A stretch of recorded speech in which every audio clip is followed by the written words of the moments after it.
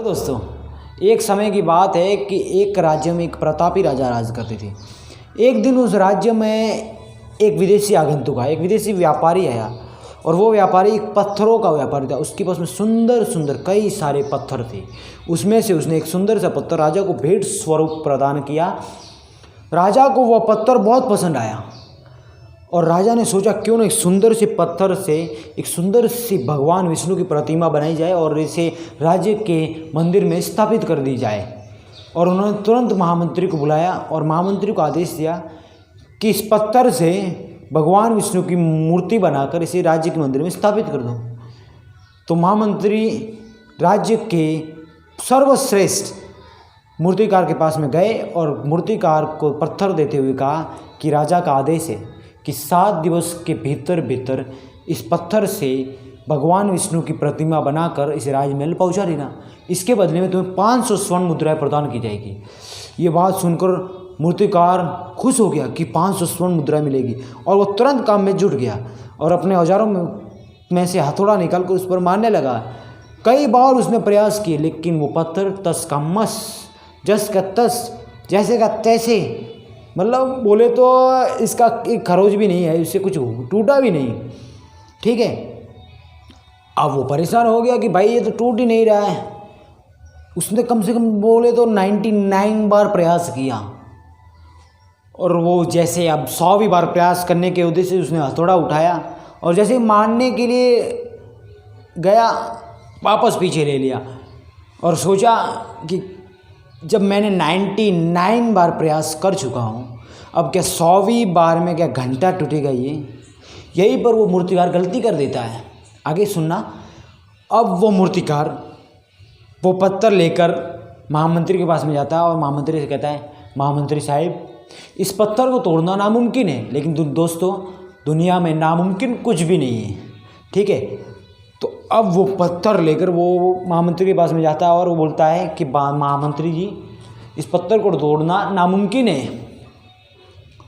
अब महामंत्री को तो राजा का आदेश था कि कैसे भी करके इस पत्थर से भगवान विष्णु की मूर्ति बनानी है। अब वह राज्य के साधारण से मूर्तिकार पे पास में गए और उसको बोला कि इस पत्थर से भगवान विष्णु की प्रतिमा बनाओ। और उस साधारण से मूर्तिकार ने महामंत्री के सामने ही हथौड़े से वार किया और पत्थर टूट गया और वो मूर्ति बनाने में जुट गया। अब महामंत्री सोचने लगे कि अगर पहला मूर्तिकार एक बार और प्रयास करता, एक अंतिम प्रयास और करता, तो शायद 500 स्वर्ण मुद्राओं का हकदार बनता। तो दोस्तों कहानी तो इतनी है। अगर आपके और हमारे जीवन में भी ऐसी परिस्थितियाँ तो आती रहती है, सबके जीवन में उतार चढ़ाव आते हैं और हम लोग क्या करते हैं, नहीं होगा जाने देना है, ये इस काम को छोड़ दे भाई, और दूसरा काम करने को लग जाते हैं। नहीं, छोड़ो मत, उसी काम को करो और उस काम को जब तक मत छोड़ो जब तक उसे पूरा न कर लो। अरे भाई आपने वो शायद एक 2 लाइन का दोहा तो सुना होगा कि करत करत अभ्यास के जन्मत होत सुजान, रसरी आवत जात है सिल पर परत निशान। अबे गधो, अबे सालो, एक रस्सी पत्थर को घिस देती है तो तुम लोग तो इंसान हो, सर जीता जागता शेर को भी मार सकते हो। मार सकते कि नहीं? नहीं मार सकते। हाँ, मारने में जाना मत, नहीं तो खा जाएगा तुम लोगों को। अरे मेरे को भी खा लिया, नहीं खाया, चलो। तो भाई रस्सी भी इस पत्थर को घिस देती है, तो हम लोग तो इंसान हैं, कुछ भी कर सकते, जो सोच सकते हैं ना वो सब कुछ कर सकते हैं, लेकिन सोचना चाहिए।